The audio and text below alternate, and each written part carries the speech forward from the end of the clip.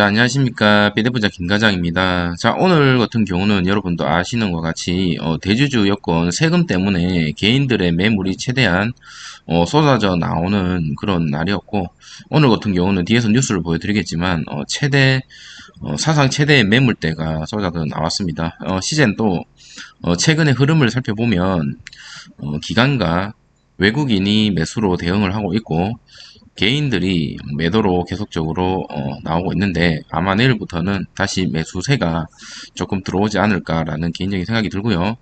그리고 시젠이 이제는 테마주에 벗어나서 진단 회사로서의 어떤 명예를 찾기 위해서는 이 회사를 홍보를 하고 여러 나라에 이제 알리고, 물론 지금 브랜드 가치가 많이 올랐다라고는 하지만 더더욱 많은 사람들에게 이 회사가 뭐 어떤 회사인지,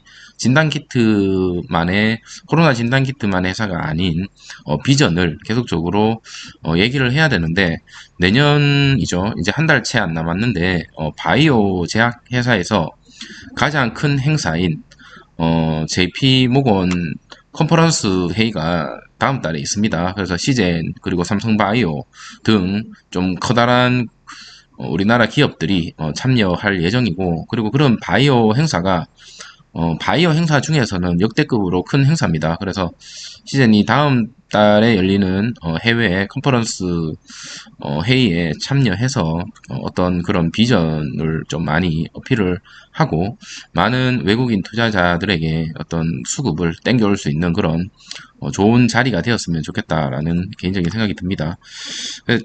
지금 보시는 것과 같이 이 저점대를 떨어뜨리지는 않은 상태에서 오늘 의미있게 양봉으로 마무리가 되었습니다. 그래서 지금 보이시는 것처럼 6만원대를 사실은 깰 것으로 생각을 했었는데, 아직까지는 지켜주는 모습을 보여주고 있지만, 시젠이라는 이 종목을 오랫동안 들고 있으면서 느꼈던 점은 예상할 수가 없다. 예상할 수가 없는 주가의 흐름을 보여주고 있기 때문에 우리가 할 수 있는 거는 이 회사의 비전, 그리고 재무제표, 이런 것들을 믿을 수밖에 없다라는 생각밖에 들지 않습니다. 그리고 백신에 대해서도 여러 가지 이슈, 그리고 전문가들의 다양한 의견들이 지금 나오고 있고, 그런 것들을 뒤에서 뉴스를 같이 얘기하면서 말씀을 드려보도록 하겠습니다. 자, 일단은 오늘 같은 경우도 보시는 것 같이 개인과 지금 5일째죠. 5일째 개인이 지금 매도를 하고 있고, 외국인과 기관이 이제 매수를 하고 있는데, 이 개인이 매도하는 거는 아무래도 큰 손들이 양도세를 피하기 위해서 이렇게 하고 있다라고 보면 될 것 같고요. 오늘 같은 날 양도세와 이제 배당락 동시에 있는 날이죠. 그리고 외국인과 기관들은 왜 이렇게 사느냐, 쇼커버링에 대한 어떤 물량이 아닐까라는 개인적인 생각이 듭니다. 그래서 내일 수급이 어떻게 들어올지를 한번 살펴보는 게 또 중요한 포인트가 되지 않을까라는 게 제 개인적인 의견이고요. 오늘 코스피 같은 경우는 플러스 0.69%로 마무리가 되었고, 코스닥은 플러스 1.59%, 상대적으로 코스피보다는 코스닥이 좀 더 상승하는 모습을 보여주면서 마무리가 되었습니다. 자, 특징 뉴스 빠르게 살펴보고 영상을 마치도록 하겠습니다. 자, 아까 말씀드렸던 것처럼 대주주 양도세를 피하기 위해서 지금 3조 원을 하루 만에 던졌고, 이 금액은 역대 최대라고 합니다. 가세 기준일 포함 5거래일 동안 7조 원을 순매도를 했고, 보통 이 시기에 이게 원래 행사처럼 이렇게 진행이 됐고, 이 대주주의 어떤 세금을 피하고 나서부터는 과거의 경험을 봤을 때는 이렇게 올라가는, 증시가 올라가는, 쉽게 얘기해서 지금이 저점 구간인 그런 모습을 많이 보여줬었다. 물론 계속적으로 반복하지는 않을 거지만 과거 데이터 바탕으로 말씀을 드리면 그렇습니다. 그리고 양도세 회피 물량에 개인 증시 참여 축소 영향이 더해져서 하지만 아까 말씀드린 것처럼 다시 순매수 전환 가능성이 커질 것이다 라는 전문가들의 의견이 있습니다. 자, 아까 말씀드린 건 이거죠.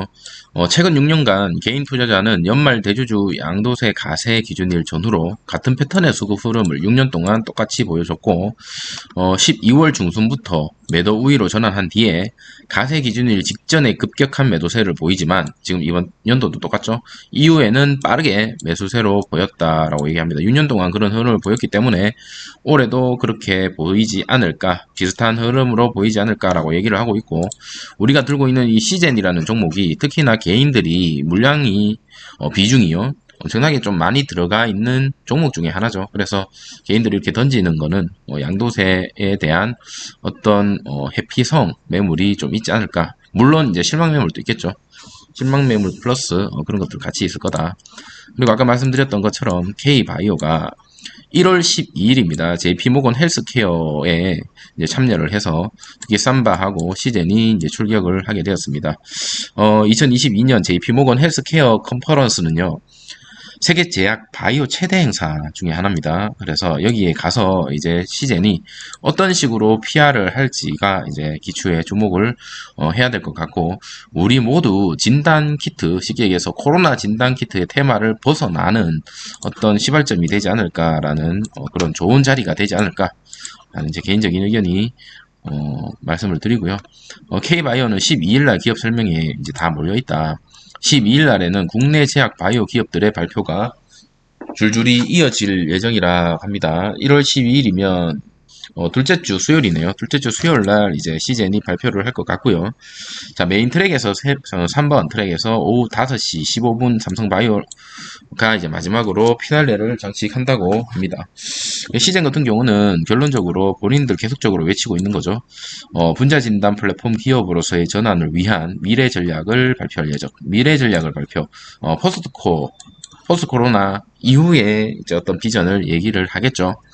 그래서 이 부분에 대해서 좀 강력하게 어필을 해서 외국인 자본을 좀 가지고 올 수 있는 그런 좋은 그런 기회가 됐으면 좋겠다라는 개인적인 의견이고요.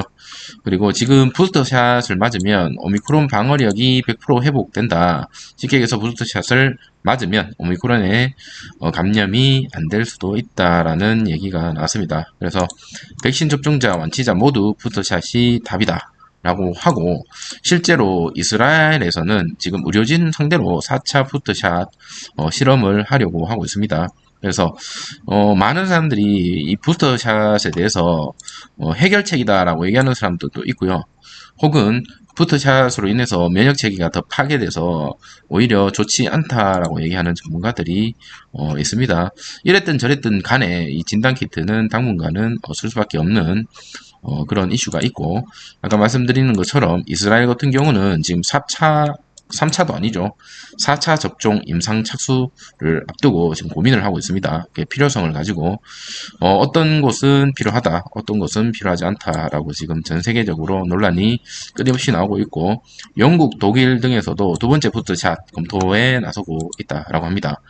자, 백신 보호막으로 면역력 다시 높이는 시도를 하겠다고 하지만 또 다른 사람들은 잦은 접종이 면역체계 악화를 부를 것이다 라는 우려도 있습니다. 우리나라에서도 여러분 아시는 것 같이 이제 3차를까지 맞아야 백신을 완료했다라고 인정을 하고 있죠. 그런데 3차 이후에 또다시 4차, 5차 이렇게 나올 가능성이 있지 않을까, 이스라엘을 살펴보면요. 그래서 일단은 정부에서도 그렇고 전 세계적으로 백신을 많이 맞아라고 하니 백신을 맞고 코로나를 최대한 우리가 피하고, 그리고 진단을 최대한 많이 하면서 우리의 삶을 지켜내는 게 가장 중요하지 않나 라는 생각이 듭니다.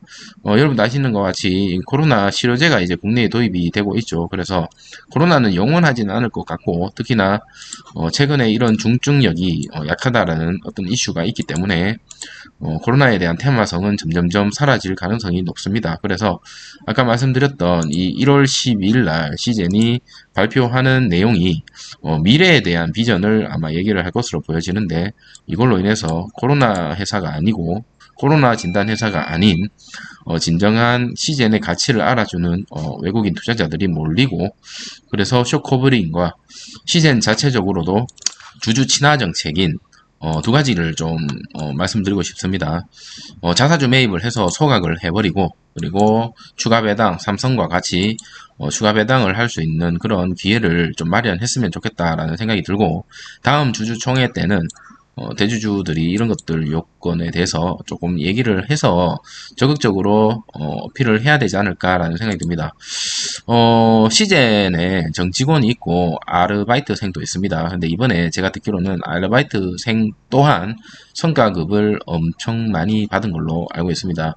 그래서 물론 돈을 잘 벌고 기술력이 좋고 회사가 다 잘하고 있다, 뭐 인정합니다. 다 인정하는데 그 회사를 믿고 그 회사의 주주들, 쉽게 얘기해서 회사의 어떤 네임밸류를 높이기 위해서 노력하는 이 주주들, 저와 같이 시젠의 어떤 회사를 계속적으로 홍보해주는 어떤 이런 사람들, 주주들을 위해서도 주주 친화 정책은 필요하다. 삼성전자 같은 경우는 주주 친화적인 회사죠. 결론적으로 주주 친화적인 회사가 롱런한다. 라고 저는 생각하기 때문에 지금 상황에서 안주하지 말고 시젠 관계자들이 혹시나 이 영상을 보게 된다면 적극적으로 어필을 좀 부탁드리도록 하겠습니다. 오늘 하루 고생 많으셨고요. 내일 어떤 흐름이 이어갈지 한번 살펴보고 영상을 또다시 뵙도록 하겠습니다. 네, 조금이라도 도움 되셨다면 좋아요와 구독 부탁드리도록 하겠습니다. 감사합니다.